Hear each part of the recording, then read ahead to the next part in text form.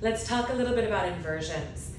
From even the discussion in yoga around the menstrual cycle, I think there's a lot of confusion and conflation of the energetic and the physical body experience when we talk about inverting. So I know it's a hot topic in the yoga world about should you do inversions on your period.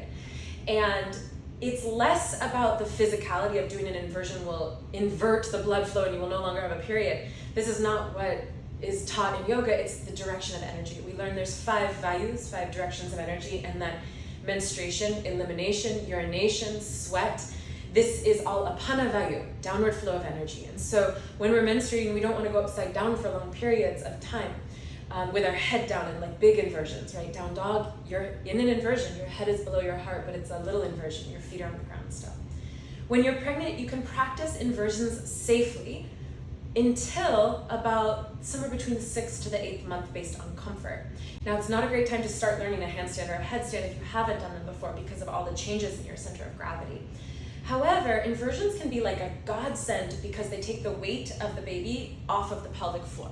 So I'm going to show a few faves. Supported bridge pose. I've got a short stack of blocks under the pelvis.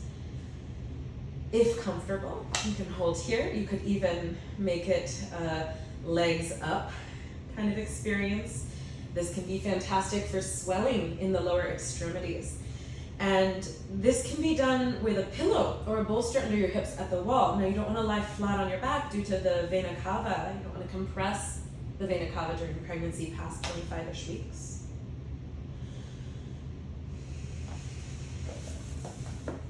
Headstand can be practiced safely at the wall for practitioners who have a practice of headstand before they got pregnant. They'll set up with their feet a little bit wider and have their feet a little wider set while at the wall and take great care coming down.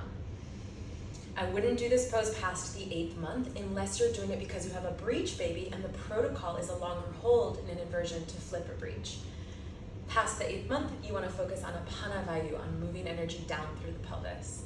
But let's take a look at this pose that can be great at lifting the weight of baby off of the pelvic floor earlier in the pregnancy.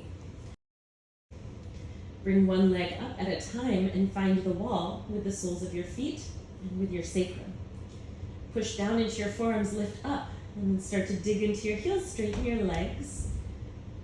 And you can stay here or move your bum off the wall. Firm your glutes. Take a few deep breaths.